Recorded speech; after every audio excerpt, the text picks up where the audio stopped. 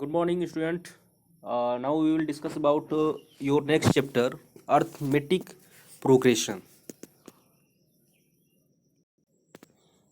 Then student सबसे पहले हम लोग इसमें डिस्कस करते हैं कि सीक्वेंस किसे कहते हैं. Okay student, some basic things जो आपको जानना जरूरी है. तो सीक्वेंस क्या होता है student? A sequence is an arrangement of numbers in a definite order according to some rules. That means कि आपका ये जो होता है सीक्वेंस एक कुछ नंबर्स का एक मतलब अरेंजमेंट होता है, कुछ नंबर्स का कलेक्शन होता है, जो भी है आपके एक डेफिनिट ऑर्डर में हो अकॉर्डिंग टू सम रूल्स, उस पर कुछ रूल्स हो अप्लाई. ठीक है, यानी कि एक डेफिनिट ऑर्डर में अगर कोई नंबर्स हैं, ऐसे नंबर्स हों जैसे मान लीजिए कि एक ऐसा ऑर्डर हो कि जिसे आप फाइंड कर सकें कि अगला टर्म क्या होगा.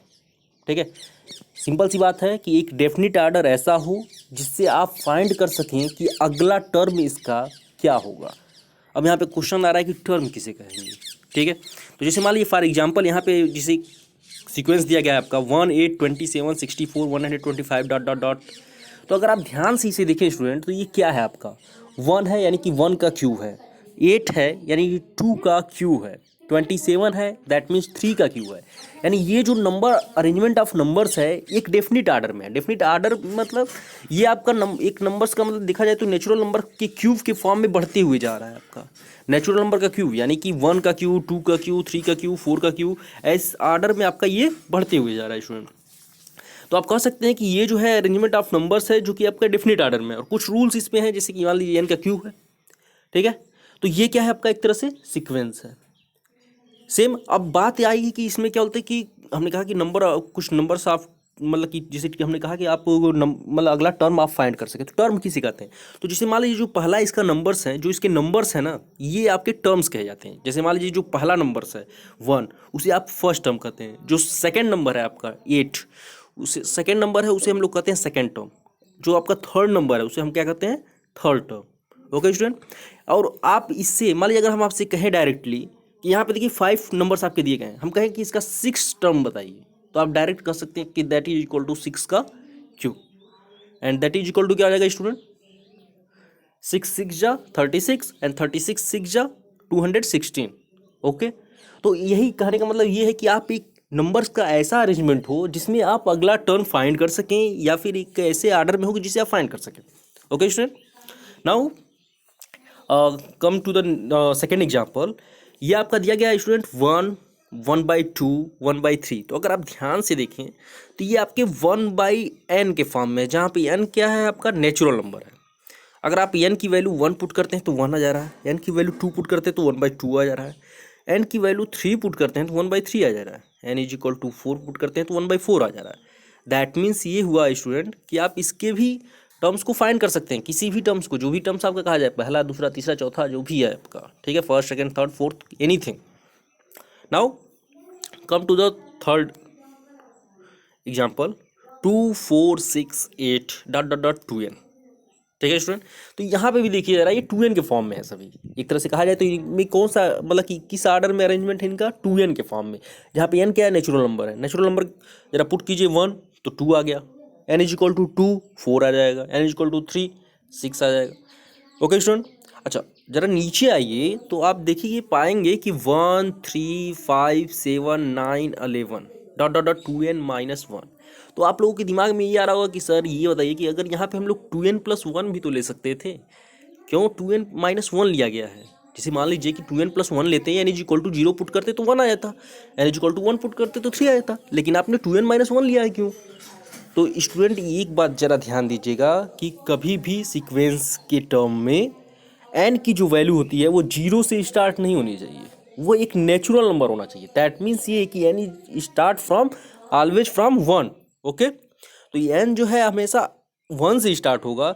आगे की क्लासेस में जैसे कि आप लोग जब इंटर या फिर आगे बीएससी वगैरह में जब जाएंगे तो आप लोग पढ़ेंगे कि जो सीक्वेंस होता है उसका जो डोमेन होता है वो n से स्टार्ट होता है. दैट मीन्स ये होता है कि जो उसमें n की जो वैल्यू होती है वो हमेशा एक नेचुरल नंबर ही होना चाहिए. ठीक है, ये चीज़ें बस आगे की चीज़ें हैं, लेकिन आप बस अभी इतना जानिए कि जो नेचुरल नंबर होता है वो आपका क्या बोलते हैं कि हमेशा मतलब आपका जो सीक्वेंस होता है उसके जो नंबर्स होते हैं वो कभी भी नेचुरल नंबर से ही स्टार्ट होंगे, यानी जो n की जो वैल्यू है वो कभी भी नेचुरल नंबर से ही स्टार्ट होगी. ओके, फिलहाल अभी आप इंतजार जानिए। तो यहाँ पे 1, 3, 5, 7 और 9 को अगर हमें डिफाइन करना हो कि इसकी वैल्यू क्या बोलते हैं कि जनरल फॉर्म में क्या है, तो 2n-1 है, क्योंकि अगर आप n is equal to 1 put करते हैं तो 2 - 1 that is equal to 1, n is equal to 2 put करते हैं तो 2 × 2 - 1 यानी कि 4 - 1 यानी कि 3, इस आर्डर में आपका मिलता जाएगा। ओके स्टूडेंट, सेम ऐसे ही अगला जब टर्म हम आएंगे, एग्जाम्पल आएंगे 5 में, तो देखिए 0 - 2 - 4 - 6 डॉट डॉट डॉट लिखा गया है, माइनस ब्रैकेट में 2n - 2 लिखा गया है। तो फिर से स्टूडेंट यही आपके दिमाग में आ रहा होगा कि सर इसे चाहें तो ये मान लीजिए कि था आपका क्या, एक तरह से देखा जाए तो ये क्या है, इवन नंबर है, निगेटिव इवन नंबर्स है। इसे आप 2n के फॉर्म में लिख सकते थे, -2n लिख सकते थे, n इज इक्वल टू 0 से स्टार्ट हो जाता आपका। तो नहीं, फिर से वही बात है कि आप n इज इक्वल टू 0 नहीं आना चाहिए, n इज इक्वल टू कभी भी स्टार्ट किससे होना चाहिए, नेचुरल नंबर यानी 1 से स्टार्ट होना चाहिए। तो यहाँ पे अगर आप देखें ध्यान से, तो अगर हम 2n - 2 लेते हैं, -2n - 2, तो n इज इक्वल टू जरा 1 पुट कीजिए, तो क्या हो जाएगा आपका 2 - 2 यानी कि 0। n इज इक्वल टू जरा 2 पुट कीजिए, तो 2 × 2 यानी कि 4 - 2, और ये टोटल का माइनस ही है यानी कि -2 के इक्वल आ गया। ऐसे ही आपका बढ़ता जाएगा। तो एक बात स्टूडेंट क्लियर है कि आप कभी भी जो क्या बोलते हैं कि सीक्वेंस जो होता है वो एक अरेंजमेंट ऑफ नंबर्स होता है, उसमें जो नंबर्स होते हैं वो जिस प्लेस पे हैं, अगर फर्स्ट प्लेस पे है तो वो फर्स्ट टर्म है, सेकंड प्लेस पे है तो सेकंड टर्म है, थर्ड प्लेस पे है तो क्या है, थर्ड टर्म है। और वो जनरली मतलब एक रूल से बढ़ता है, यानी कि ऐसे रूल से बढ़ता है कि आप उसका अगला टर्म फाइंड कर सकते हैं। तो यहाँ पे देखिए लिखा गया है, the number occurring in A sequence is called terms. जो नंबर्स होते हैं उस सीक्वेंस में उसे क्या कहा जाता है, टर्म्स कहा जाता है। एंड देखिए हमने लिखा है कि the number at first place is called first term, the number at second place is called second term, the number at third place is called third term, and the number at fourth place is called fourth term. तो इस तरीके से हम sequence में कोई भी number अगर हम आपसे पूछें तो आप बता सकते हैं कि कौन सा नंबर है। जैसे मान लीजिए कि अगर पहले वाले एग्जांपल में अगर हम आपसे कहें कि इसका थर्ड टर्म बताइए, तो आप तुरंत कह सकते हैं कि 27 इसका क्या है, थर्ड टर्म है। Okay student, now come to the next page. Write the first 5 terms in each of the sequence. आपको एक सीक्वेंस दिया गया है, सीक्वेंस का जनरल nth टर्म दिया गया है, ध्यान से समझिएगा जरा। सीक्वेंस का nth टर्म दिया गया है, an means nth term. Okay student, और आपसे कह रहा है कि इसके 5 टर्म्स फाइंड कीजिए, यानी 5 टर्म्स। अभी हमने कहा कि इसके टर्म्स जो होंगे n की वैल्यू कहाँ से स्टार्ट होती है, 1, 2, 3, 4, 5 से, यानी कि 1 से स्टार्ट होती है। ओके स्टूडेंट, तो n इज इक्वल टू जरा 1 पुट कीजिए, put n is equal to 1, 2, 3, 4, 5, तो आपको 5 टर्म्स मिल जाएंगे। जरा पहले में 1 पुट कीजिए n की वैल्यू, तो आपको मिल जाएगा कि -1 to the power 1 into 2 to the power 1 that is equal to -2। Okay, तो पहला टर्म हमें मिल गया -2। सेकेंड टर्म फाइंड करना है तो n इक्वल टू क्या पुट करेंगे, 2 पुट करेंगे। n इक्वल टू जैसे आपने 2 पुट किया है, ये 2 इक्वल टू आ गया 4। n इक्वल टू 3 पुट कीजिए, थर्ड टर्म मिल जाएगा, यानी कि ये 3 equal to -8। n equal to 4 put कीजिए, तो ये 4 is equal to 16। And n is equal to अगर स्टूडेंट आप 5 पुट करते हैं तो n देखिए ये 5 इज इक्वल टू कितना आ गया आपका, -32। यानी कि दैट मीन्स ये हुआ आपका कि ये जो क्या बोलते हैं कि आपके बस सीक्वेंस का अगर nth टर्म आपको फाइंड है, मतलब आपका nवां टर्म आपको फाइंड है, तो आप किसी भी तरीके से उसके 5 टर्म्स या 6 टर्म जितने भी टर्म्स कहे जाएं आप निकाल सकते हैं, बस n की value 1, 2, 3, 4, 5, 6 dot dot dot put करने पे। सेम ऐसे आपके कई एग्जांपल हमने लिए थे, जैसे n is equal to 3 to the power n है, इसके भी 5 टर्म्स निकालने थे, तो n इज इक्वल टू आप 1, 2, 3, 4, 5 पुट करके चेक कर लीजिएगा, ये देखिए निकाला गया है। सेम ऐसे अगर मान लीजिए कि an इज इक्वल टू है आपका 2n square minus 3n plus 1 है, इस फॉर्म में है इसका nth टर्म, तो आप यहाँ भी n is equal to 1, 2, 3, 4, 5 put करके निकाल सकते हैं वैल्यू जो आपकी इसमें निकाली गई हैं। Next come to the question, find the indicated terms in each of the following sequence where nth term are. यहाँ पे भी अगर देखा जाए, देखिए आपसे डायरेक्ट पूछा जाए कि आप 7 टर्म निकालिए, या डायरेक्ट पूछा जाए 8 टर्म निकालिए। जैसे मान लीजिए an दिया गया है, an इज इक्वल टू है आपका 3n - 2 अपॉन 4n + 5 है, और हमने डायरेक्ट ये नहीं कहा कि डायरेक्ट लगा 5 टर्म्स लगातार निकालिए, आपसे हमने कहा कि इसका 7th टर्म बता दीजिए। ठीक है, तो 7 टर्म बताने का मतलब क्या है कि इसका n is equal to 7 put कर दीजिए, सिंपल सी बात है। n इज इक्वल टू 7 आपने जैसे पुट किया तुरंत इसका 7 टर्म निकल गया। n इज इक्वल टू हमने कहा कि इसका 8 टर्म फाइंड कीजिए, आपने direct n is equal to 8 put किया तुरंत इसका 8 टर्म निकल गया। ठीक है, तो तो इस तरीके से आप सिंपली निकाल सकते हैं, ठीक है। मतलब आपसे डायरेक्ट इस तरीके के भी क्वेश्चन पूछे जाते हैं। यहाँ पे जैसे आप देख सकते हैं एग्जाम्पल में N is equal to 3n-2/4n+5 था। N is equal to direct आपसे A7 पूछा जा रहा है, n is equal to 7 put कर दीजिए, आपकी वैल्यू निकल गई 19/33, ठीक है। ऐसे आप कुछ भी निकाल सकते हैं स्टूडेंट। ओके, नाउ कम आपके एक इस टाइप का भी क्वेश्चन पूछा जाता है, find the next 5 terms of each of the following sequence given by, ठीक है। जैसे मान लीजिए कि A1 इज इक्वल टू दिया गया है 1 और AN इज इक्वल टू दिया गया है आपका AN-1+2 और यहाँ पे कंडीशन एक दे दी गई है कि n is greater than or equal to 2। n की जो वैल्यू है वो 2 से ग्रेटर और कभी भी क्या होगी आपका इक्वल हो सकती है, 2 के इक्वल या फिर ग्रेटर हो सकती है। तो n की वैल्यू होती क्या है, नेचुरल नंबर ही होती है ना, तो n की वैल्यू 2 से ग्रेटर है, यानी कि 2, 3, 4, 5 कुछ भी हो सकती है, ठीक है स्टूडेंट। अच्छा, तो वी है हमारे पास एक है इक्वेशन दिया गया है an is equal to AN-1+1। जरा n इज इक्वल टू जरा स्टूडेंट इसमें 2 पुट कीजिए क्योंकि हमें A2 निकालना है, A1 हमें फाइंड है और हमें 5 नेक्स्ट टर्म निकालने हैं, यानी कि हमें देखिए क्या निकालना है, A2 निकालना है, A3, A4, A5 and A6 निकालना है, 5 टर्म्स और अधिक निकालने हैं, ठीक है। फाइंड द नेक्स्ट 5 टर्म्स कर रहा है, तो n इज इक्वल टू जरा 2 पुट कीजिए, तो A2 इज इक्वल टू क्या हो जाएगा आपका A1+2। A1 की वैल्यू आपको फाइंड है, आप निकाल सकते हैं, तो A2 इज इक्वल टू क्या निकल गया आपका 3। सेम ऐसे ही आपको अब A3 निकालना है, A2 पता है तो आप A3 पुट कीजिए, n इज इक्वल टू 3, तो आपका A2+2 आ गया, जो कि आपको पता है कि A2 की वैल्यू क्या है 3। तो इस तरीके से स्टूडेंट A3 आपका निकल गया 5। सेम ऐसे आपको A4 निकालना है, तो n इज इक्वल टू क्या पुट करेंगे 4। n इज इक्वल टू जैसे आपने 4 पुट किया तो A4 इज इक्वल टू कितना निकल गया आपका, अगर आप ध्यान से देखें तो A4 इज इक्वल टू निकल गया A3+2 और इस फार्मूले से निकल गया A4 is equal to 7। Same ऐसे आप A5, A6 भी निकाल सकते हैं। और ये आपके रहा होमवर्क हमने दिया था कुछ क्वेश्चन सॉल्व करने के लिए। नाउ हम लोग नेक्स्ट टॉपिक पे पहुंचते हैं जो कि आपका है arithmetic progression.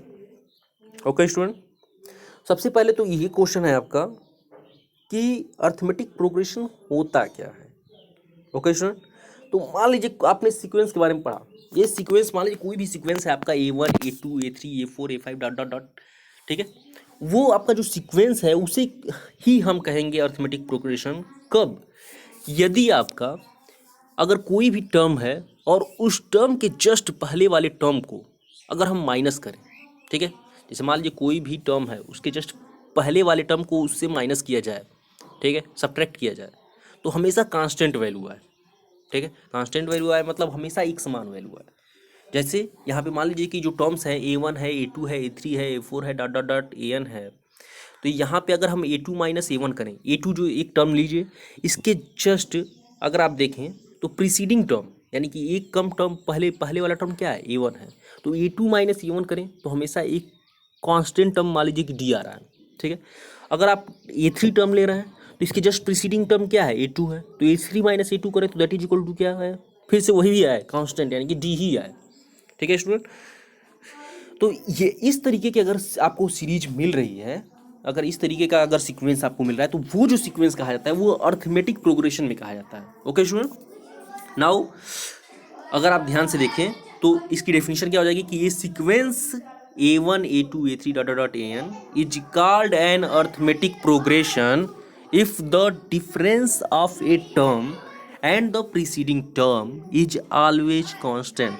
Okay student, the end this constant, और ये जो वैल्यू है जो हमेशा क्या बोलते हैं कि इसके टर्म और इसके प्रीसीडिंग टर्म का जो डिफरेंस होता है हमेशा कांस्टेंट जो आता है, इस कांस्टेंट को हम लोग कहते हैं common difference of the AP, यानी common difference of the arithmetical progression, arithmetic progression. Okay student, यहाँ पे देखिए let a sequence A1, A2, A3 डॉट डॉट डॉट AN is an AP, then आपका देखिए क्या हुआ है A2 minus A1 is equal to D, A3 minus A2 is equal to D, ऐसे ही डॉट डॉट डॉट, ऐसे ही मान लीजिए AN है तो AN के जस्ट पहले वाला टर्म क्या होता है AN-1, तो AN-1 that is equal to D and so on. तो ऐसे ही आपका बढ़ता जाता है। जैसे स्टूडेंट अगर हम एक एग्जांपल लें, जैसे मान लीजिए कि एक सीक्वेंस है आपका 2, 4, 6, 8, 10 डॉट डॉट डॉट 16 तक है, ठीक है। तो अगर यहाँ पे देखिए अगर हम इसका सेकेंड टर्म ले रहे हैं 4, तो 4 माइनस 1 इसका फर्स्ट टर्म से अगर माइनस कर रहे हैं तो दैट इज इक्वल टू एक कांस्टेंट आ रहा है 2। ऐसे आप इसका थर्ड टर्म लीजिए 6 और इसके सेकेंड टर्म को माइनस कीजिए, जस्ट एक प्रीसीडिंग टर्म को, तो आपका 6 - 4 दैट इज इक्वल टू आ रहा है 2। ऐसे ही फोर्थ टर्म लीजिए 8 और थर्ड टर्म को माइनस कीजिए तो 8 - 6 इज इक्वल टू 2, यानी कि हमेशा एक कांस्टेंट मिल रहा है, यानी कि this sequence is an AP. ठीक है, तो यहाँ पे यही लिखा गया कि the difference of a term and the preceding term is constant, इसलिए ये जो आपका सीक्वेंस है क्या कहा जाएगा, इन एपी कहा जाएगा। ओके स्टूडेंट, ऐसे हमने कई एग्जाम्पल लिए हैं जिनको आपको दिखाया गया है कि मतलब इसमें आपका जो टर्म्स है उसके जस्ट प्रीसीडिंग टर्म का जो डिफरेंस है वो हमेशा क्या हो रहा है, कांस्टेंट आ रहा है। इन जनरल फॉर्म अगर देखा जाए तो एपी जो है एक तरह से आपका रिप्रेजेंट किया जाता है इस तरीके फॉर्म में, a plus d, a plus 2d, a plus 3d dot dot dot a plus n d, इस फॉर्म में रिप्रेजेंट किया जाता है। अगर आप यहाँ पे ज़रा देखें स्टूडेंट, तो ए और ए प्लस डी में कॉमन डिफरेंस कितने का है, अगर आप ध्यान से देखिए ज़रा, तो ए और ए प्लस डी में, हाँ ए प्लस डी और ए में, तो ए प्लस डी माइनस ए जरा कीजिए, तो ए प्लस डी माइनस ए कीजिए, तो अगर आप देखें तो दैट इज इक्वल टू आ गया आपका डी। सेम ऐसे ही जरा अगर हम दो टर्म ले लें, मान लीजिए अगर हम दो टर्म लेते हैं ए प्लस 2d और ए प्लस डी, तो ए प्लस 2d माइनस आपका ए प्लस डी कीजिए, माइनस आप ए प्लस डी कीजिए, तो यहाँ से क्या हो जाएगा आपका ए प्लस 2d माइनस ए माइनस डी, तो ए से ए कैंसिल, 2d माइनस डी यानी कि डी, यानी कि हमेशा एक कांस्टेंट डी मिल रहा है अगर आप ध्यान से देखें तो। या फिर आप ऐसे भी समझ सकते हैं कि ए में आप डी ऐड कर रहे हैं तो ए प्लस डी आ रहा है, ए प्लस डी में आप ऐड कर रहे हैं डी तो ए प्लस 2d आ रहा है, ए प्लस 2d में आप डी ऐड कर रहे हैं तो मतलब ए प्लस 3d आ रहा है, यानी इनके बीच में एक तरह से एक कांस्टेंट आप डी ऐड करते जा रहे हैं, डी ऐड करते जा रहे हैं, तो बार बार आपको मिलता जा रहा है अगला टर्म, अगर आप ध्यान से देखें तो। ठीक है स्टूडेंट, तो यहाँ पे आपने ये देखा कि अगर इस फॉर्म में है आपका कोई भी टर्म कि अगर हम ऐड करते जाएं तो हमेशा अगला टर्म मिलता जाए, तो वो जो फॉर्म होता है उसे क्या कहा जाता है, आपका एपी कहा जाता है। जैसे आप ऊपर वाले एग्जाम्पल यहाँ पे देखिए 2 4 6 8 में, तो 2 में 2 ऐड किए तो 4, 4 में 2 ऐड किए तो 6, 4 6 में 2 ऐड किए तो 8, ऐसे आपका मतलब 2 2 ऐड करते जा रहे हैं। तो आप चाहे तो ऐड करके भी समझ सकते हैं, या तो आप ये भी समझ सकते हैं कि इनके बीच में अगर इनके टर्म और इनके प्रीसीडिंग टर्म का डिफरेंस कांस्टेंट है तो उसे हम लोग कहेंगे आपका क्या बोलते हैं कि एपी में है। ओके स्टूडेंट, तो ये हो गया आपका general form A plus d, a plus 2d, यानी कि हमेशा एपी में जो भी सीक्वेंस होगा वो इसी फॉर्म में होगा आपका। तो अगर यहाँ से अगर देखा जाए तो इसका कोई भी टर्म आप निकाल सकते हैं। जैसे मान लीजिए कि अगर हम आपसे कहें कि इसका थर्ड टर्म निकालिए, तो यहाँ पे देखिए थर्ड टर्म, इसका थर्ड टर्म क्या है, ए प्लस 2d है, ए प्लस 2d है, यानी कि हमने कहा आपसे T3 निकालने के लिए इसका थर्ड टर्म, तो दैट इज इक्वल टू क्या है आपका ए प्लस 2d है। ठीक है, ध्यान समझिएगा। अगर हम इसका फोर्थ टर्म कहते हैं तो क्या हो जाता है आपका ए प्लस 3d होता।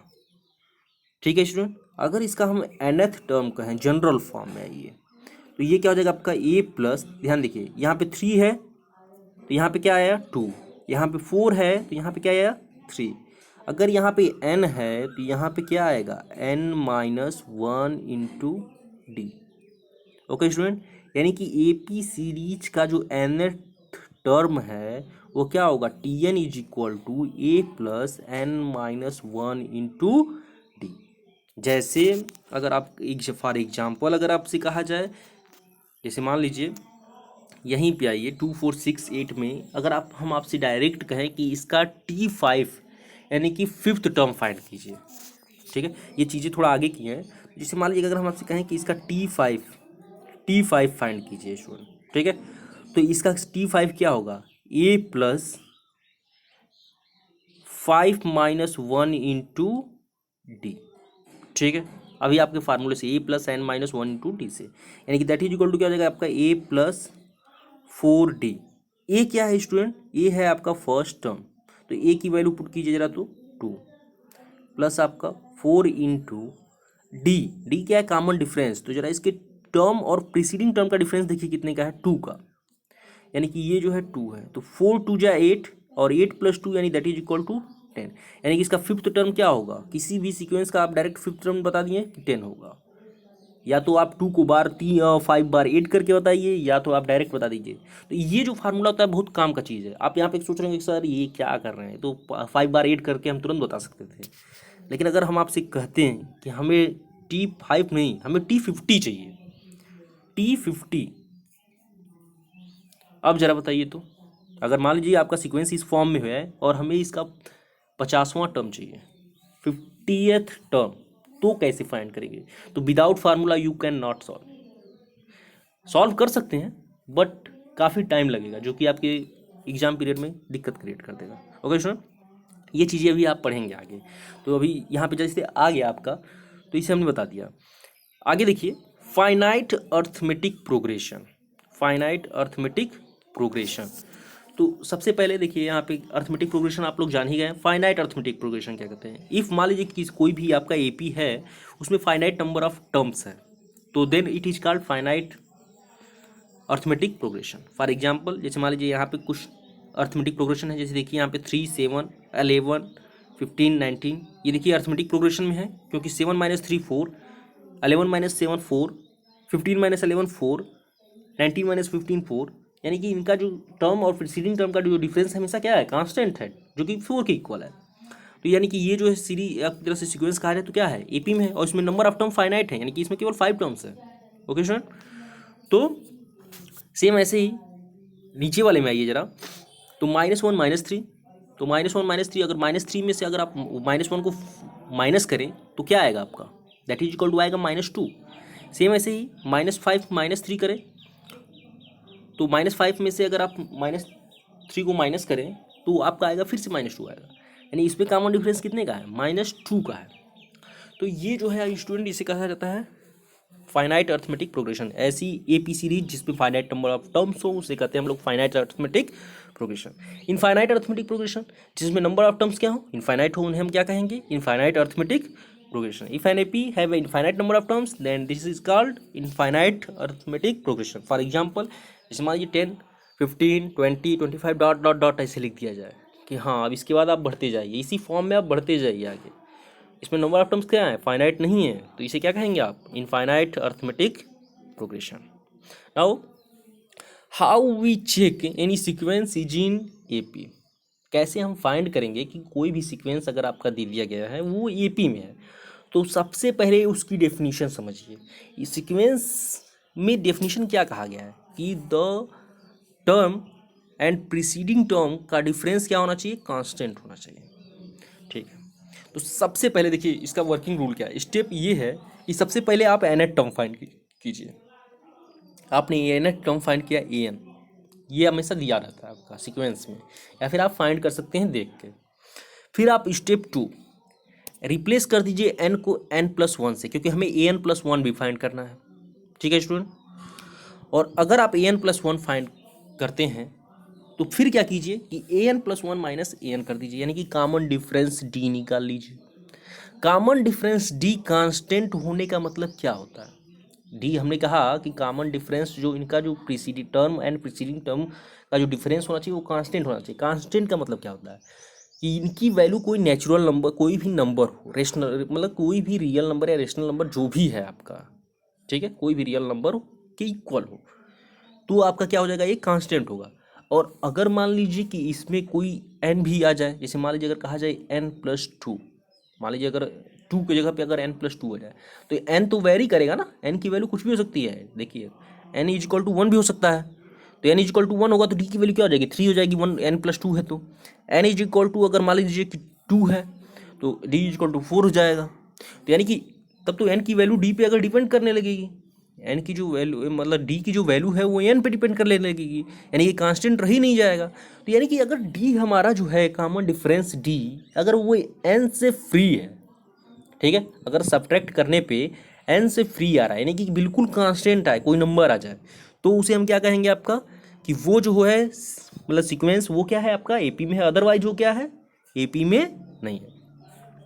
सेम यही चीज़ कहा गया है स्टेप 4 में कि इफ़ d इज कांस्टेंट और its value does not depend upon n, then this sequence is in AP. ठीक है, और अगर आपका ये डिपेंड कर रहा है n पे, तो then this is sequence is not in AP. ऐसे ही हमने कुछ एग्जांपल लिए हैं, जैसे मान लीजिए an = है आपका 5n - 7 है, एक एपी है। फाइंड इट्स कॉमन डिफरेंस, तो सबसे पहले कॉमन डिफरेंस निकालना है। an आपका nth टर्म दिया गया है, तो सबसे पहले आप क्या करेंगे? इसका n+nth टर्म निकालिए जरा, तो n+1th टर्म, तो पुट रिप्लेस कर दीजिए n को बाई n+1 से, तो अगर आप रिप्लेस करेंगे एन को n+1 से तो an+1 की वैल्यू निकल जाएगी, जो कि आ रही है आपका 5 into n+1 minus 7 and that is equal to आ रहा है आपका 5n-2। Okay student, common difference क्या होता है? an+1 माइनस an, यानी कि किसी टर्म और उसके प्रीसीडिंग टर्म का डिफरेंस। यानी कि यहाँ पे अगर देखा जाए तो an+1 एक टर्म है, उसका प्रीसीडिंग टर्म जस्ट एक पहले वाला टर्म क्या है? an है। दोनों का डिफरेंस ही क्या होगा? Common difference. तो ये जो अगर आप डिफरेंस करते हैं तो d इक्वल टू आ रहा है 5। 5 क्या होता है? कांस्टेंट है, कांस्टेंट टर्म आप लोग पढ़े हैं, ठीक है। तो since common difference does not depend on n, तो ये सीक्वेंस क्या हो जाएगा आपका? In AP. Okay student, and next another एक आपका लीजिए एग्जाम्पल। जैसे मान लीजिए कि हमने यहाँ पे ऐसे ही हमने तमाम एग्जाम्पल लिए हैं। जैसे यहाँ पे देखिए ये है आपका, इसमें भी आपका वही सेम काम किया गया है, इसमें कुछ भी नहीं है। और ऐसे ही आपके कई एग्जाम्पल हैं। जैसे मान लीजिए right the sequence with nth term. मान लीजिए आपको nth टर्म दे दिया गया है, an is equal to 3 + 4n दिया गया है, ठीक है। और आपसे सीक्वेंस फाइंड करने के लिए कह रहा है कि बताइए जरा उस सीक्वेंस का आर्डर क्या है, किस आर्डर में और सीक्वेंस के नंबर्स जो है अरेंज है, ठीक है स्टूडेंट। तो अगर आप देखें तो ये nth टर्म क्या है? an इज इक्वल टू है 3 + 4n, और आपसे कह रहा है कि उस सीक्वेंस का आर्डर बताइए, ठीक है। यानी कि एक तरह से सीक्वेंस लिखिए। तो सबसे पहले क्या कीजिए, n इज इक्वल टू जरा 1, a1 a2 a3 की वैल्यू निकाल लीजिए आप। तो n is equal to 1 put कीजिए तो a1 इज इक्वल टू निकल गया आपका 7, n is equal to 2 put किए तो n इज इक्वल टू निकल गया आपका a2 इज इक्वल टू निकल गया आपका 11, n इज इक्वल टू अपने 3 पुट किया तो a3 इज इक्वल टू निकल गया 15। यानी इस सीक्वेंस का आर्डर क्या है? इस सीक्वेंस का आर्डर है 7 11 15 डॉट डॉट डॉट। यानी ये देखिए 7 + 4 11 11 + 4 15। यानी कि एक तरह से इनके बीच में कॉमन डिफरेंस कितने का है? 4 का है। ओके स्टूडेंट, यानी कि ये सीरीज एक तरह से एपी सीरीज, एपी सीक्वेंस मतलब कि मिल जा रहा है आपका। तो ये आपका रूल है सीक्वेंस फाइंड करने का। ऐसे ही हमने कुछ होमवर्क भी दिए थे आपको। ओके स्टूडेंट, अच्छा जरा इस क्वेश्चन में आइए जरा। So that the sequence defined by an is equal to -4n+15 is the sequence an AP. ये पूछ रहा है क्या ये सीक्वेंस एपी में होगा? तो student an is equal to क्या आपका -4n+15 है। इसे रिप्लेस करेंगे किससे? n से, n/n+1 से। n को n+1 से रिप्लेस कीजिए तो n+1 की वैल्यू निकल गई। जरा इन दोनों का डिफरेंस कीजिए तो देखिए -4 आ रहा है। इन दोनों का डिफरेंस कितना आ रहा है? -4, जो कि कांस्टेंट है। यानी कि ये भी सीक्वेंस क्या है आपका? एपी में होगा। और फिर कह रहा है आपका if so find its 15 term, इसका 15 टर्म फाइंड कीजिए, ठीक है। तो A15 आपको निकालना है। यानी देखिए an दिया गया है यहाँ पे, an आपको दिया गया है तो A15 यानी कि n की जगह पे 15 पुट कर दीजिए, आपका निकल जाएगा। ओके स्टूडेंट, तो this is the method to solving the question.